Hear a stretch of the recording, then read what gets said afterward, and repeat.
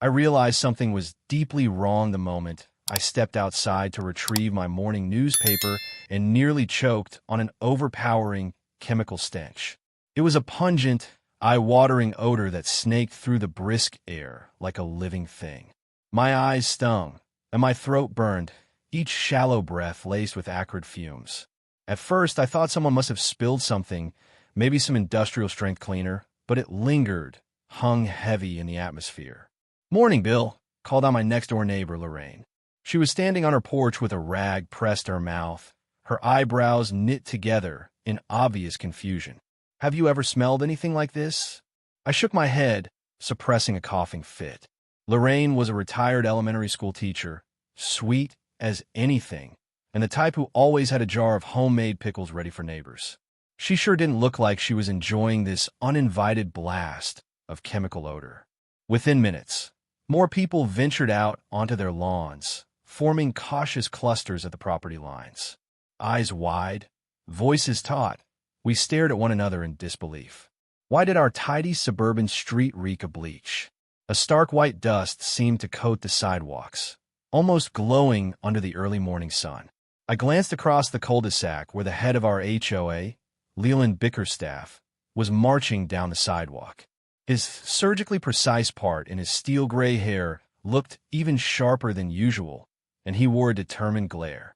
He had a clipboard clutched under one arm and a big plastic spray canister in the other, labeled in large black letters, "Bleach Solution, High Concentration." "Save your questions for the emergency meeting," he barked. He was always short on patience, but now he seemed possessed by some new fervor. As a retired paramedic, I'd seen enough bleach incidents over my career to know that you never, ever applied the stuff with such reckless abandon. The fumes could be hazardous to the airways. Yet here was Leland, parading through the neighborhood as though he was leading a moral crusade, ignoring our questions about property damage and, more importantly, about public health. I marched right up to him, ignoring the fact that my eyes were still watering. "Leland, what's going on here? Why does the entire block smell like an industrial accident?" "We're in a health crisis, Bill," Leland replied sharply. He tried to steady the canister that was slipping in his arms. "Our HOA board decided on a comprehensive plan to protect our residents from COVID-19. If that means bleaching our sidewalks, driveways, and yes, the air we breathe, then so be it. This is for the greater good." "Bleaching the air?" I repeated, slack-jawed. "That's not how it works. You can disinfect surfaces, but if you're spraying bleach willy-nilly, you're going to injure people. The fumes. Please attend the emergency HOA meeting tomorrow," he cut in with a huff. "We'll discuss the new guidelines. In the meantime, keep your windows closed and run your air conditioners with bleach tablets in the filter. That's how you kill airborne virus particles." Before I could retort, Leland spun on his heel and stomped away, continuing his route down the block. I stared at his back in disbelief. Even in the early days of the pandemic, we knew bleach in the air was dangerous. Where was he getting his science? Neighbors milled around uneasily, some asking me if it was safe to open their windows, others complaining about migraines, sore throats, or watery eyes.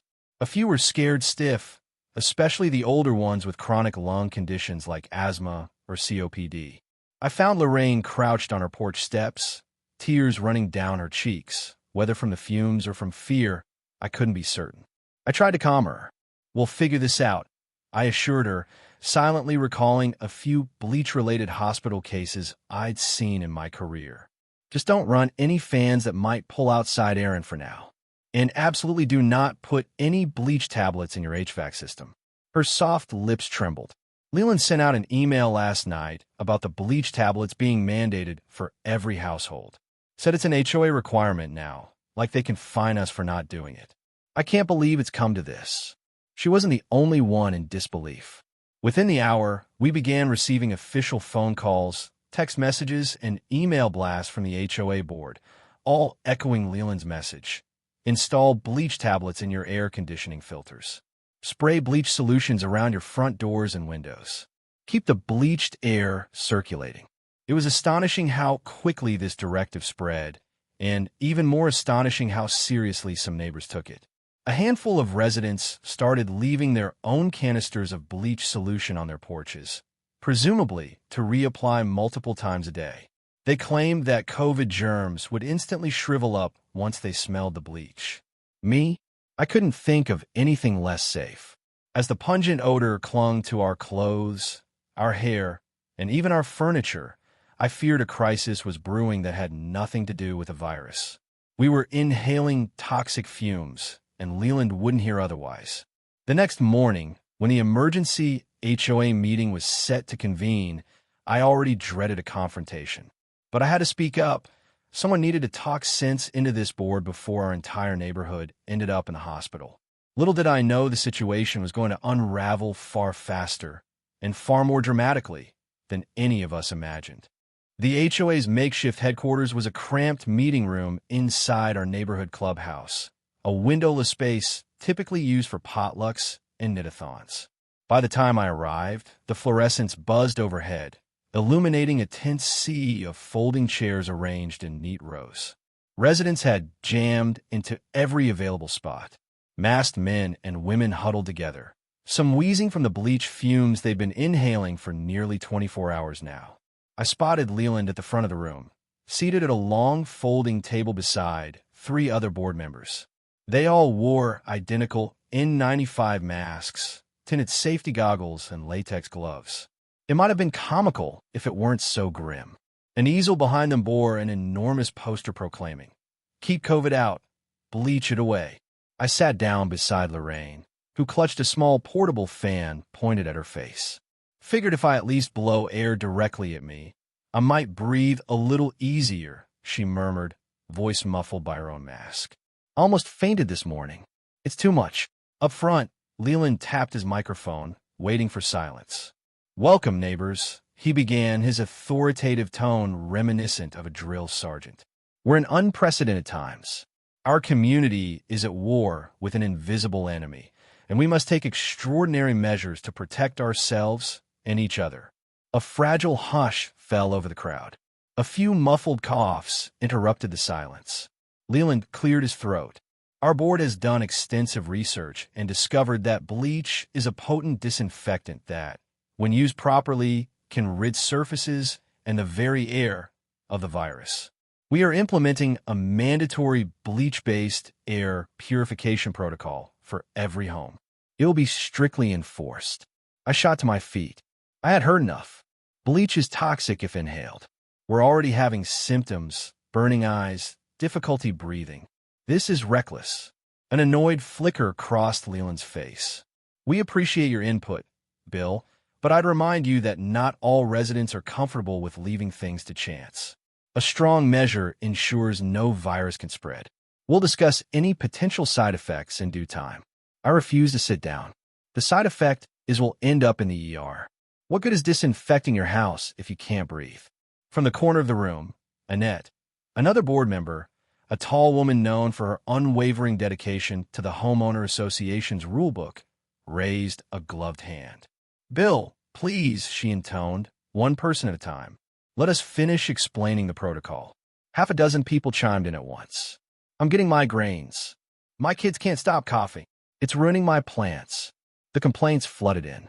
But Leland was as immovable as a granite statue. He rapped his knuckles on the table. "Order. We will not let fear override logic. We're doing what medical experts refuse to do. Take action." Medical experts refuse to do this for a reason, I wanted to scream. But Leland pressed on. "Effective immediately, every resident will place bleach tablets in their HVAC systems. Each day, you will receive a measured allotment of bleach solution to be sprayed in and around your home. This includes doorways, window sills, garages, mailboxes, and community common areas. Failure to comply will result in fines. Repeated violations may lead to HOA liens on your property." The room erupted into a cacophony of protests, but the board members stood firm. Annette whispered something to Leland, who nodded.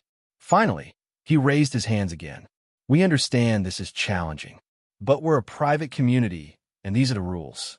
If you disagree, you may take it up with a higher authority. But keep in mind, we have legal rights as an HOA to enforce measures that keep our residents safe." My pulse throbbed in my temples. I knew all too well how tight a grip the HOA had on our neighborhood's finances. Arguing on principle could end up costing people thousands. Some families couldn't afford that, especially not in a crisis. But I refused to remain silent. I served as a paramedic for nearly 30 years, I said, my voice firm. I've seen victims of bleach inhalation. It's no joke. You could scar lung tissue permanently, especially in older adults or asthmatics. Thank you for your anecdotal input, Leland replied, voice dripping with sarcasm.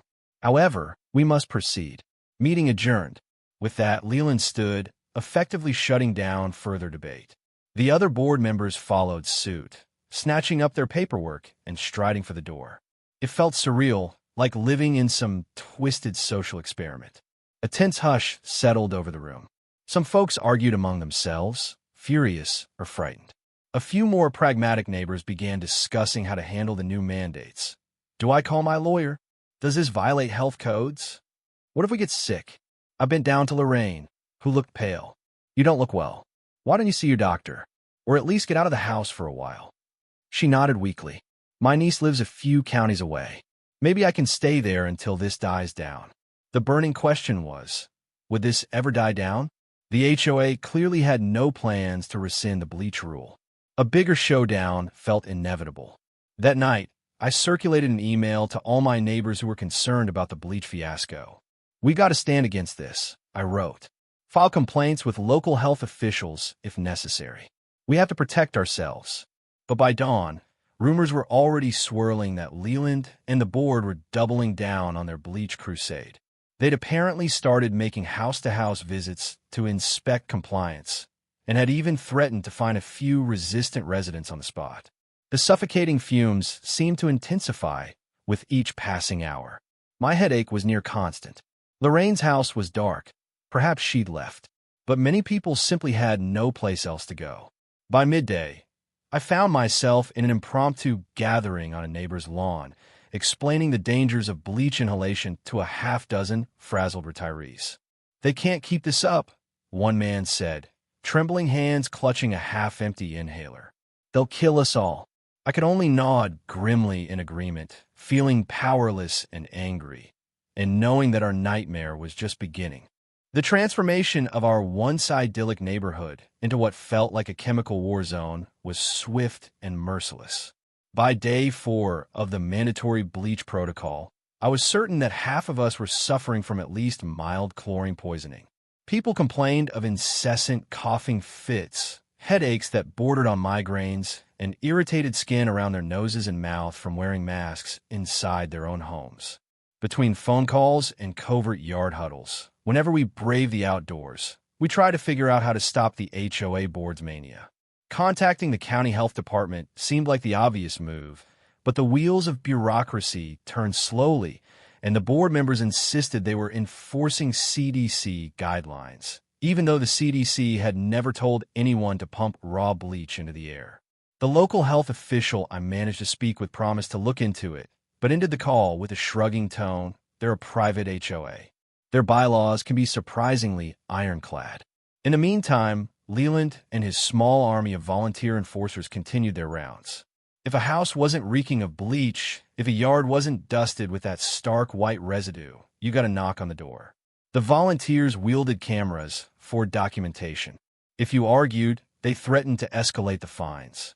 Some neighbors tried cunning tactics, like using heavily diluted solutions that had far less odor. But the board had become so militant that they'd sniff around, literally, to determine if you were compliant. Despite the tension, there was an odd sense of camaraderie among those who opposed the bleach rule. We shared tips on how to mitigate the damage, placing bowls of vinegar around the house to neutralize chlorine odors, boiling water to create steam that might help clear our airways, and wearing long sleeves to avoid rashes while spraying. It was survival mode, surreal yet all too real. Late one afternoon, I heard frantic knocking at my door. I opened it to find Martin, a jovial retiree who lived down the block. Usually quick with a joke, he looked frantic, face flushed. "Bill, you gotta come," he said, breathing heavily. Eloise collapsed in her driveway. "The ambulance is on the way." Eloise was another neighbor, well into her 70s. Without hesitation, I grabbed my first aid kit from the hall closet and rushed outside. The chemical stench struck me like a wall as soon as I stepped off my porch. I hurried down the sidewalk to Eloise's place, her small front lawn overshadowed by a half-wilted oak tree. She lay sprawled on the concrete, unconscious. A plastic bleach sprayer was overturned beside her, leaking onto the ground. I felt her pulse, weak but there. Martin hovered over me, wringing his hands in despair. One minute she was spraying the walkway, the next she said she felt dizzy, and then she collapsed. My training kicked in. I carefully rolled Eloise onto her side, checking her airway. She was breathing but shallowly, her face drawn and ashen. Moments later, I heard the shrill wail of sirens as an ambulance pulled up. 2 paramedics hopped out.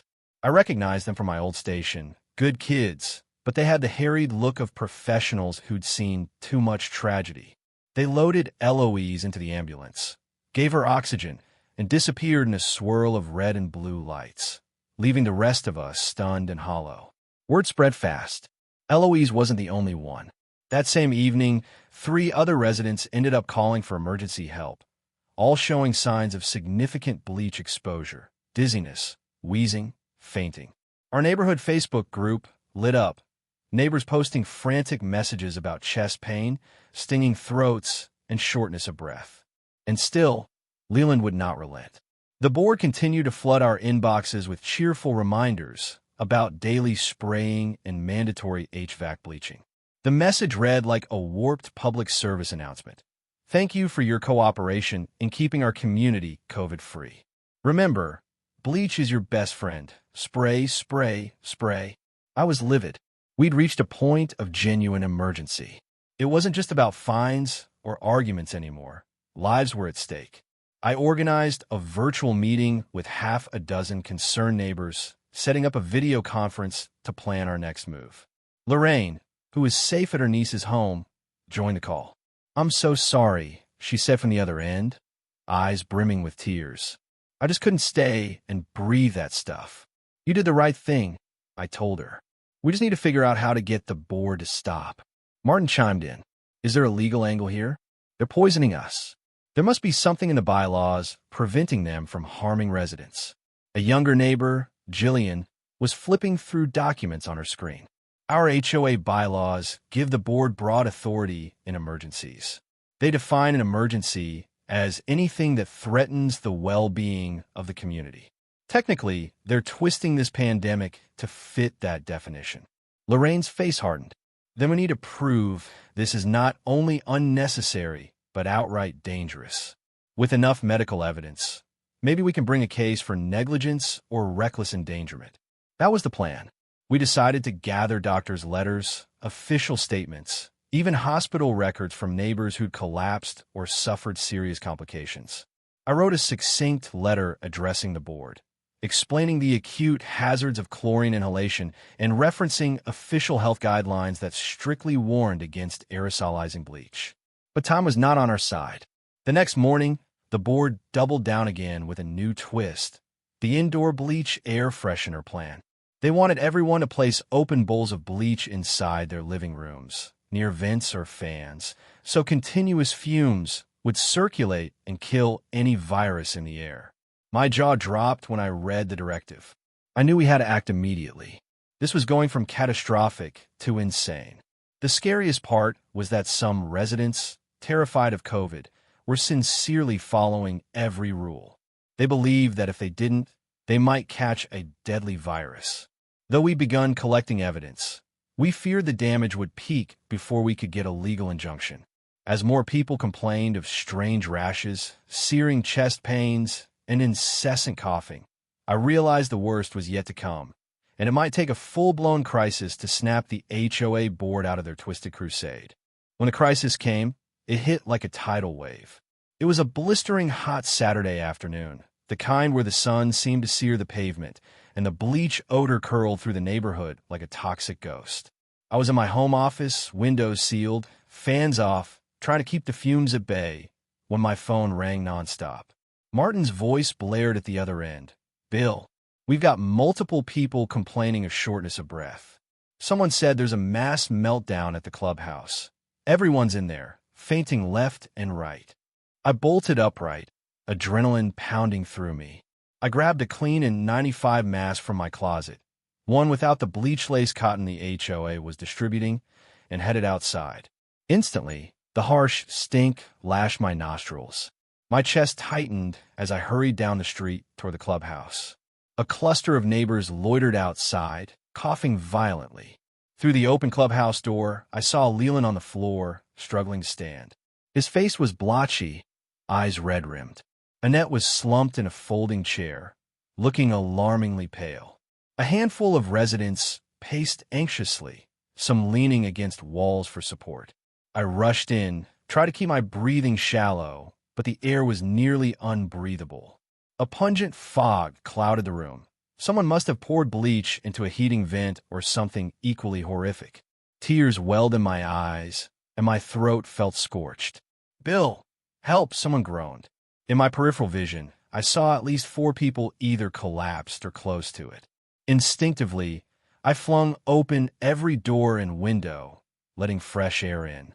I guided those who were still conscious toward the exits. "We need fresh air," I shouted, my voice echoing in the chemical haze. "Everyone outside now." I found Leland sprawled on the floor near the microphone stand he used for his bombastic announcements. "Leland, can you hear me?" I asked, gently lifting his head. He wheezed, struggling for breath, eyes fluttering. Martin and another neighbor, Jason, helped me drag Leland into the open air. We guided him to a bench outside, where he coughed violently, gasping for oxygen. Within minutes, the scene resembled a disaster zone. People lay on the grass, retching and coughing. The clubhouse windows gaped open, but the acrid reek still tainted the air around us. I heard the approach of sirens again, multiple sirens this time. Ambulances, fire trucks. Paramedics rushed in, some wearing hazmat-style masks, distributing oxygen tanks, checking vital signs. A fire marshal demanded to know what had caused this mass exposure. One frightened HOA volunteer pointed to a large plastic jug of bleach that had been deliberately placed inside the HVAC system. The paramedic's face blanched in horror as he realized the scope of it. Neighbors from all around the block gathered to watch as paramedics assessed the wounded. 4 or 5 people were loaded into ambulances. Others were given oxygen on site. Even those who weren't taken away by ambulance were told to go to the hospital if they started feeling worse. Ironically, even Leland, the mastermind behind our bleach fiasco, was clearly in medical distress. He was dizzy, speaking in raspy fits. "I was only trying," he gasped, not able to finish. Annette was more coherent, though tears streamed down her cheeks. "We thought it was safe," she muttered, eyes distant. He said it would work. As chaos reigned, the rest of us tried to keep calm, offering each other water and comfort. When the paramedics asked who to blame, we pointed them to the HOA board's insane directives. The fire marshal started shaking his head in disbelief, scribbling on a notepad. He looked up to see who was in charge, but the board members were in no shape to answer. After nearly an hour of confusion and triage, the worst cases were rushed to the nearest emergency room. The rest of us were advised to see a doctor as soon as possible. Leland was among those who left in an ambulance, clutching at his chest. I watched as the doors closed, feeling a jumble of anger and pity. He had forced us all onto this path in the name of safety, and now the self-inflicted catastrophe was plain for everyone to see. One by one, neighbors turned to me, ex-paramedic, the reluctant voice of reason, to ask what to do next. I sighed, wiping my brow. "We got to ventilate our homes, get rid of any open bleach containers, remove bleach tablets from our air systems immediately. Open your doors, windows, run fans, get fresh air circulating if you can, but stand clear while it's airing out." A few people quickly organized a bleach disposal operation, rounding up the leftover chemical stockpiles the HOA had distributed. We set them in the middle of a cul-de-sac, warning people not to inhale or touch them without gloves.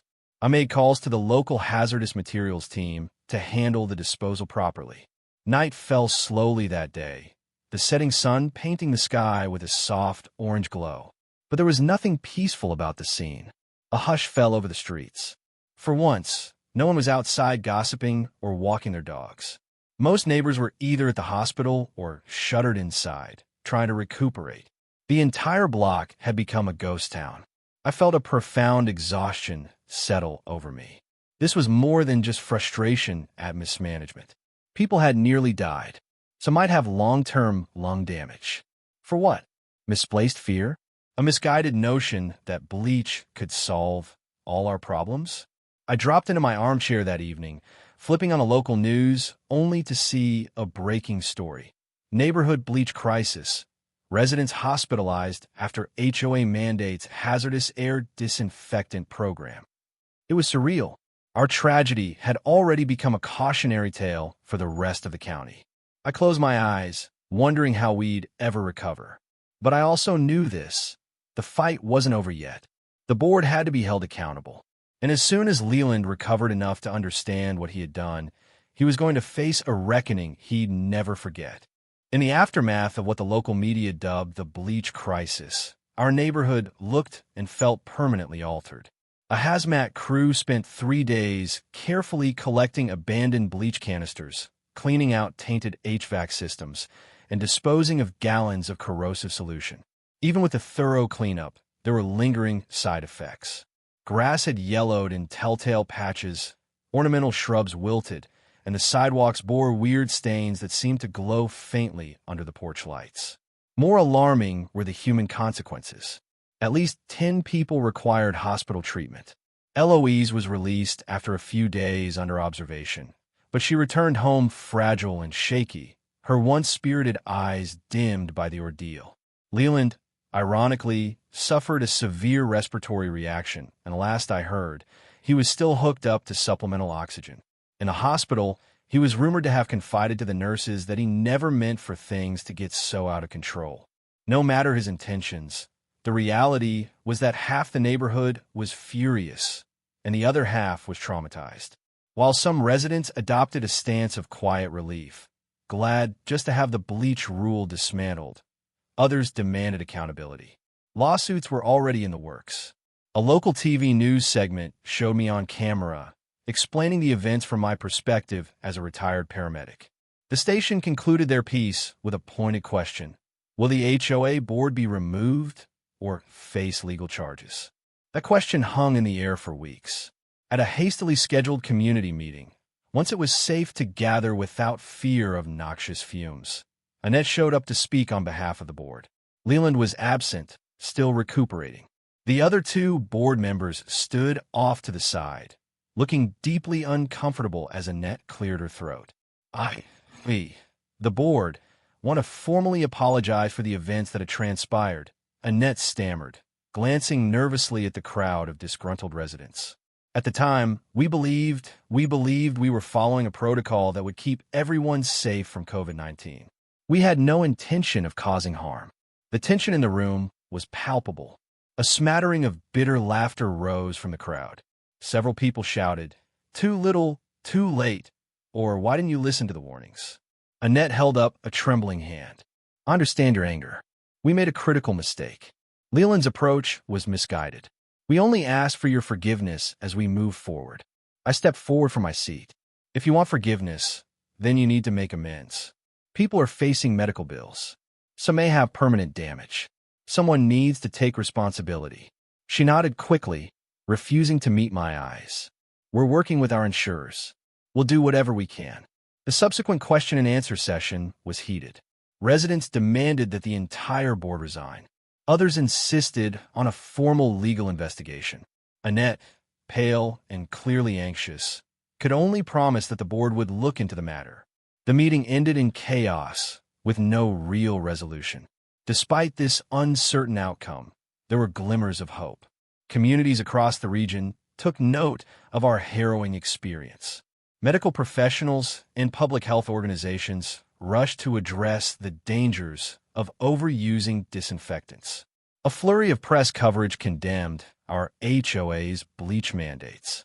In the days that followed, I saw neighbors come together in new and surprising ways. People who once bickered over property lines or petty squabbles about fence heights now work side by side, helping each other clean up the residue, replant gardens, or coordinate doctor visits. Realizing how close we'd come to a lethal disaster seemed to snap us out of our usual suburban trivialities. Lorraine returned from her niece's house in a show of solidarity, hugging neighbors who needed comfort. Martin organized a fundraiser to help cover the medical costs of those hit hardest by the Bleach fiasco, and donations poured in from outside the neighborhood once the local news stations picked up the story.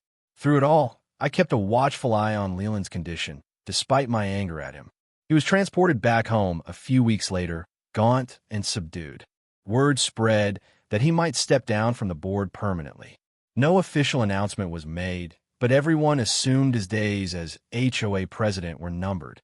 In time, local attorneys compiled enough testimonies and evidence to open a civil case against the HOA, and I was called to give a statement. I explained how the Bleach policy was not just misguided, but reckless, referencing my background as a paramedic. Others shared stories of how they felt intimidated into compliance. The heartbreak in their voices was unmistakable. I can't say how that lawsuit will play out. The legal system moves slowly, but it brought me a measure of peace to know that the pursuit of justice had begun. The board members who had blindly followed Leland's lead would no longer be able to hide behind the HOA's bylaws and disclaimers. Our neighborhood had weathered a bizarre and dangerous chapter. The pandemic had sparked panic, and that panic had opened the door to one man's extreme idea. Now, as we nursed our wounds, physical, emotional, and financial, there was a collective vow to never again let fear overshadow common sense.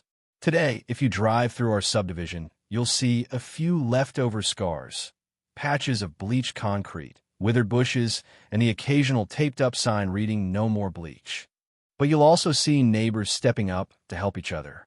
We hold monthly dinners on driveways, a new tradition forged by adversity. When the next crisis comes, and crises always do, at least we'll face it together, armed with lessons learned the hard way. Yes, our HOA forced bleach upon us under the guise of air freshener for COVID, and we all ended up in the ER. But when I look back on those frantic, chemical-choked days, the enduring memory isn't just one of horror. It's also one of resilience and community. We were shaken, but we rose, determined to reclaim our neighborhood and make it a place worth living in again. Fumes be damned.